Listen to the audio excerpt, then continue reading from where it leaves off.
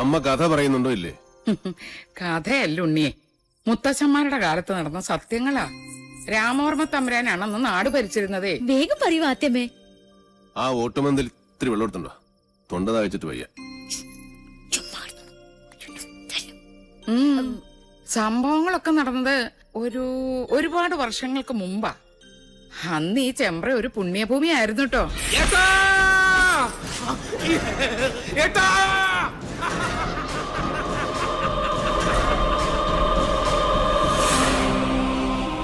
വേദവും മന്ത്രവും ഉരുക്കഴിക്കുന്ന പവിത്രഭൂമിയെ രണ്ടായി ഭാഗിച്ചൊഴുകുന്ന ചെമ്പ്രപ്പുഴ.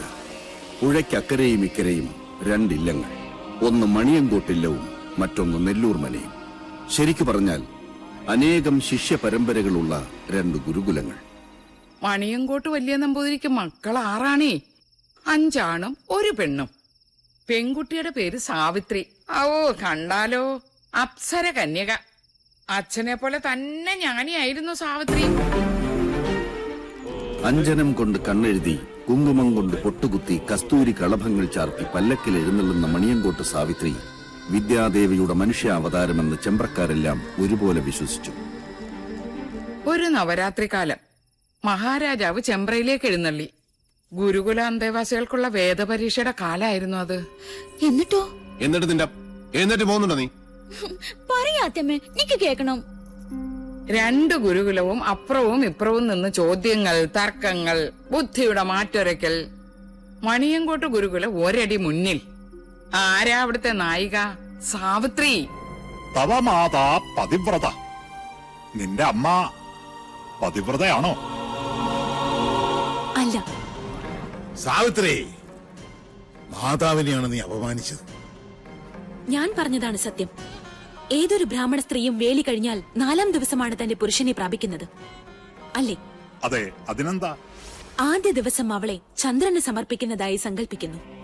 2-ാം ദിവസം ഗന്ധർവന്, 3-ാം ദിവസം പ്രജാപതിയായ അഗ്നിക്ക്. അത് കഴിഞ്ഞ് 4-ാം ദിവസം മാത്രമേ താലി കെട്ടിയ മനുഷ്യന് അവളെ സ്പർശിക്കാൻ പോലും നിങ്ങൾ അനുവദിക്കൂ. അന്നല്ലേ സേകമുഹൂർത്തം. അതുകൊണ്ട് ഞാൻ പറയുന്നു, ഒരു ബ്രാഹ്മണ ഭാര്യയും പതിവ്രതയല്ല. ജ്ഞാനിയാണ് നീ. മണിയങ്കോടിന്റെ മാനം നീ കാത്തു. ഇവിടെ കൊണ്ട് മതിയാക്കാൻ നെല്ലൂരെ. വരട്ടെ, ഒരു ചോദ്യം കൂടി ബാക്കിയുണ്ട്.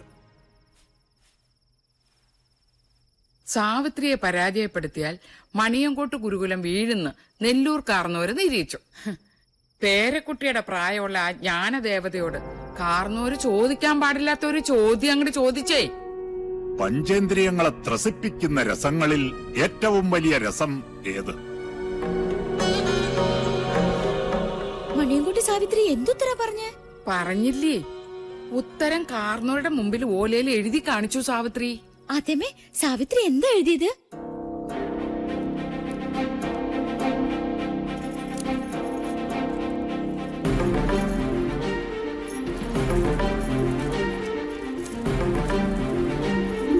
കാമരസം.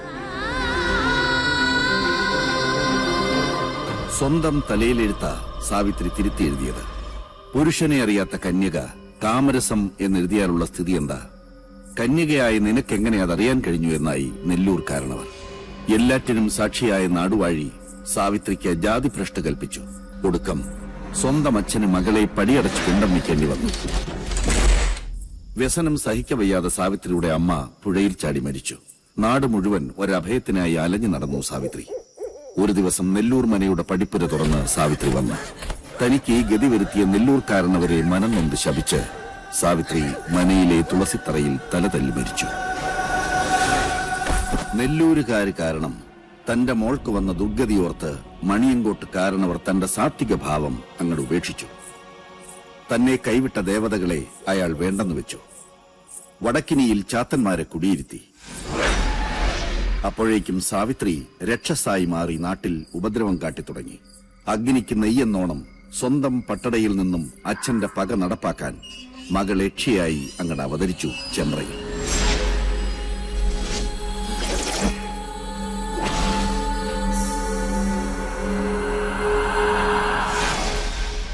സാവിത്രിയുടെ രക്തം വീണ തന്റെ മനയിൽ അനർത്ഥങ്ങൾ പ്രതീക്ഷിച്ച നെല്ലൂർ കാരണവർ ഉളിയന്നൂർ തച്ചനെ വരുത്തി പുതിയ ഒരു 8 കെട്ട് പണിയിച്ചു. പാലുകാച്ചലും സദ്യയും. ചെമ്പ്രയിൽ ഒരു ഉത്സവത്തിന്റെ ആഘോഷമായിരുന്നു അന്ന്. പക്ഷെ ആ രാത്രി പകവീട്ടലിന്റെ രാത്രി കൂടിയായിരുന്നു. സന്ധ്യാജപത്തിനു വേണ്ടി കുളിക്കാനിറങ്ങിയ നെല്ലൂർക്കാരനവരെ നേറിയക്ഷിയായി വന്ന സാവിത്രി അകപ്പകയോടെ കഴുത്തിൽ കോമ്പല് താഴ്ത്തി. പിറ്റേന്ന് ചെമ്പ്രപ്പുഴയിലാണ് കാരണവരുടെ ശവം പൊന്തിയത്. നെല്ലൂർ മനയിൽ അവശേഷിച്ചിരുന്നവരെല്ലാം ജീവനും കൊണ്ട് ചെമ്പ്ര വിട്ട് ഓടിപ്പോയി.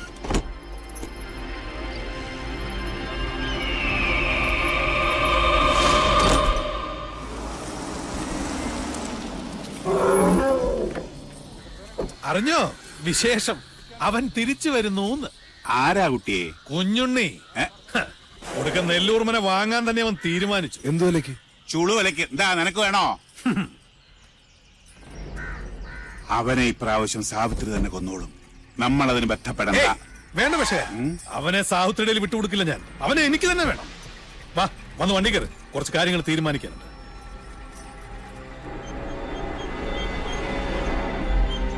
പൂർവം ഭവേൽ തിക്തമയം പുനസ്തു ജ്യേഷ്ഠോക്തി ന്യൂനം പ്രിയം ച. ഞാൻ പറഞ്ഞതൊന്നും ഉണ്ണിക്ക് മനസ്സിലായില്ലെന്നുണ്ടോ? എല്ലാം മനസ്സിലായി.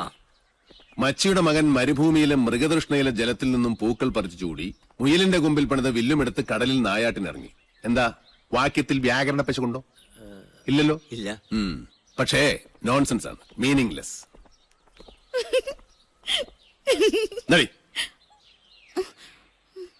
ഇതുപോലൊരു അർത്ഥമില്ലാത്ത ശ്ലോകമാണ് പിഷാരടി മാമ ഇപ്പൊ എന്നോട് ചൊല്ലിയത്.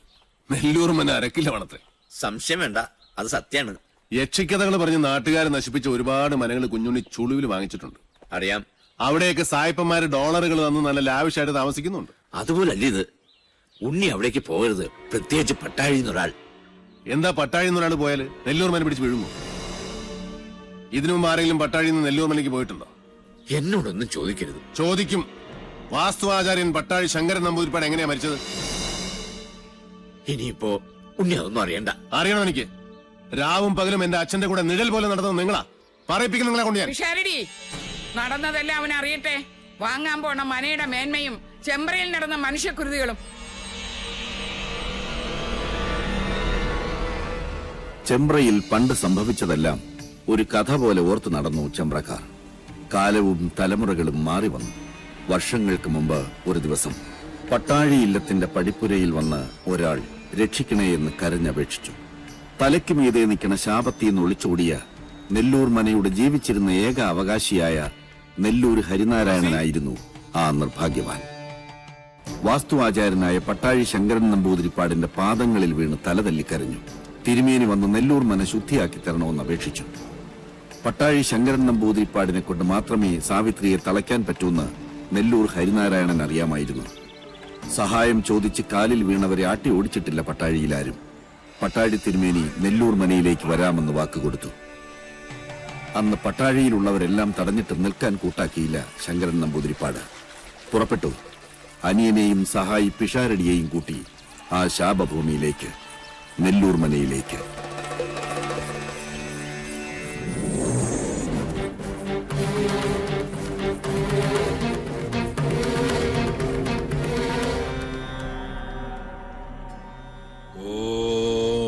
വിശ്വകർമ്മണേ നമഃ.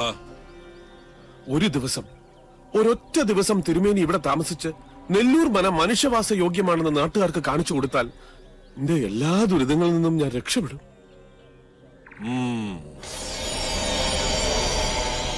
പേർഷ്യന്ന് വന്ന മഠത്തിൽ അബ്ദുള്ള മന വാങ്ങാന്ന് പറഞ്ഞിട്ടുണ്ട്. ആ പണം കൊണ്ട് ഞാൻ എന്റെ കടങ്ങളൊക്കെ വീട്ടും. ഇവളുടെ മരിച്ചുപോയ അമ്മയുടെ ആഗ്രഹം പോലെ ഇവളെ ഞാൻ പഠിപ്പിക്കും, വലിയ നിലയിലാക്കും. പിഷാരടി, അടുക്കളയിൽ ഗംഗാജലം തെളിച്ച് അഗ്നി തെളിയിക്കുക. മണിയങ്കോട്ട സാവിത്രി അറിയട്ടെ നമ്മളിവിടെ എത്തിയെന്ന്.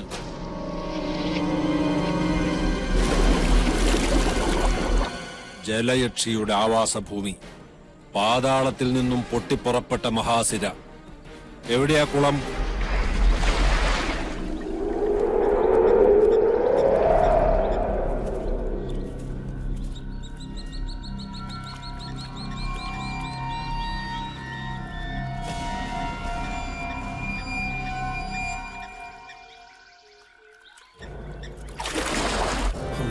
ഭഗവതി കാത്തുകൊള്ളണേ.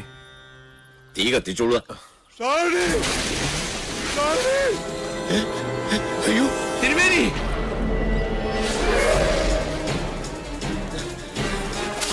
തിരുമേനി തിരുമേനി തിരുമേനി ഓ അയ്യോ തിരുമേനി തിരുമേനി അയ്യോ ചതിച്ചോ തിരുമേനി തിരുമേനി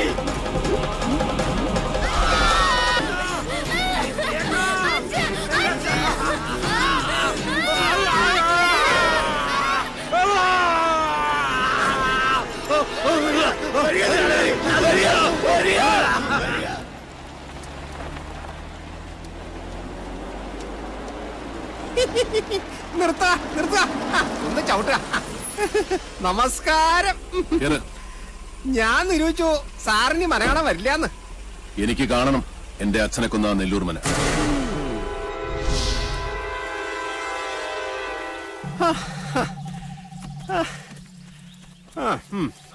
അംശം അംശയോട് ചേർന്ന പോലെ ഇത് സാറിന് വിധിച്ചാട്ടോ.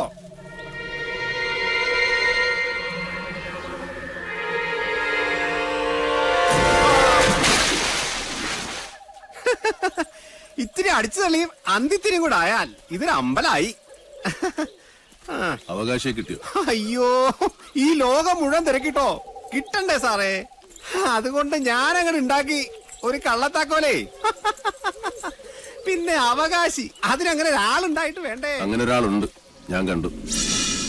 കണ്ടോ? ആരാ സാറേ? ഇപ്പൊ എവിടെ ഉണ്ടാ വിദ്വാൻ? ഞാൻ നിത്യവും നടക്കുന്ന വഴിയിൽ നിധി കിടക്കുന്നത് കാണാൻ കഴിഞ്ഞില്ല.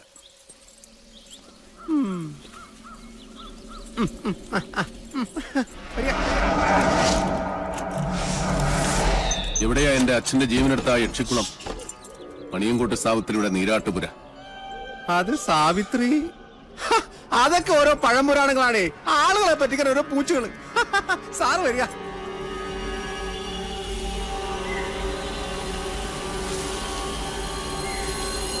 ഹൈ, എല്ലാം കള്ളത്താക്കോലായതുകൊണ്ട് ഏതൊക്കെ പാകാറും.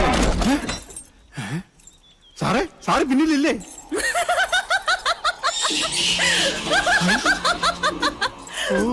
അതിശേഷ ഇതെന്തോ ആയ. കുഞ്ഞുണ്ണി സാറേ, സാറേ, ഹായ് കുഞ്ഞുണ്ണി സാറേ. സാറിത് എവിടെ പോയി? സാറേ, സാറേ, ഹായ്, ഇതെവിടെ പോയി കിടക്കണോ?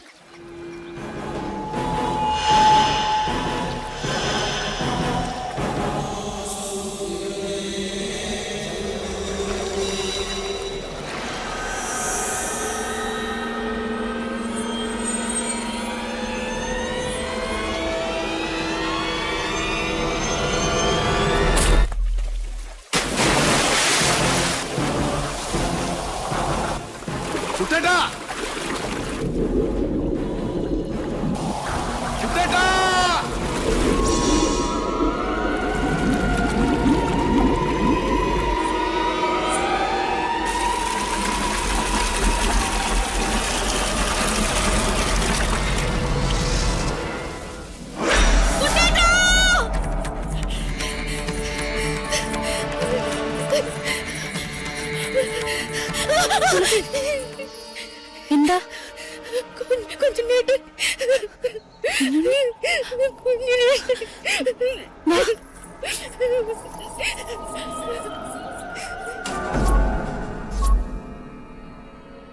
കുഞ്ഞുണ്ണിയുടെ ശവം പൊങ്ങിയിട്ടില്ല ഇതുവരെ. സൂര്യയുടെ കണക്കാണ് നമ്മൾ തീർത്തത്. ഇനിയും നടക്കണ ഒരു നരബലി കൂടെ. അത് സാവിത്രിക്ക് നമ്മൾ കൊടുക്കുന്ന നൈവേദ്യമായി. മതിയച്ച, ഇവിടെ നിർത്താം. എന്താ ഏട്ടന് ഭയം തോന്നുന്നു? അതെ, സൂര്യനെ പോലെ തേജോമയനായ ഒരു ഏട്ടനുണ്ടവന്. കുഞ്ഞുണ്ണി അല്ല മാധവൻ. അറിഞ്ഞു തൊട്ടാലും അറിയാതെ തൊട്ടാലും പൊള്ളും. ദ്രോണരാ. ആ, അവനും വരട്ടെ. ഞാൻ ഇതുവരെ നേരിട്ട് കണ്ടിട്ടില്ല ആ ദ്രോണാചാര്യരെ.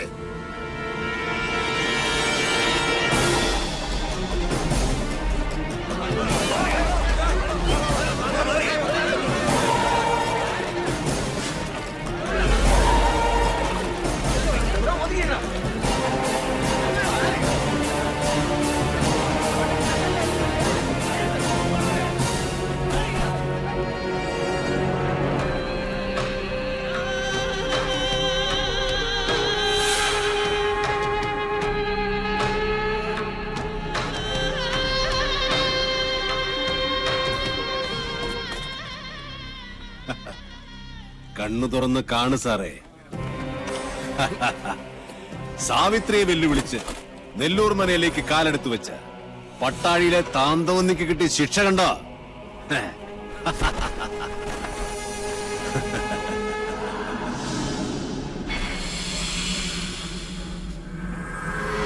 ദേവി സാവിത്രി ചെമ്പ്രയിലെ മക്കളെ കാത്തു രക്ഷിക്കണേ.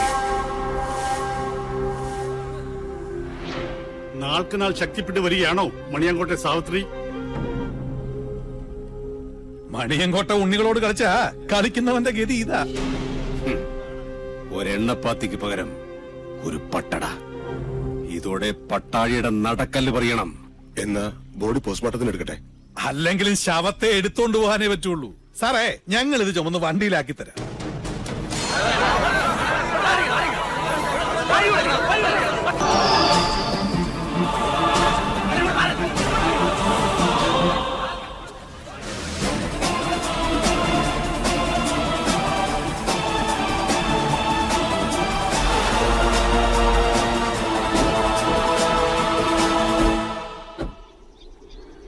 സൂര്യശോഭയിൽ തെളിയുന്ന ദ്രോണ നക്ഷത്രകോടികൾ കതിവനാം ദ്രോണ ഉദയത്തിലോങ്കാര ശംഖമാം ദ്രോണ ശരമാരിയാൽ ശിവനെ അർച്ചിച്ച ദ്രോണ.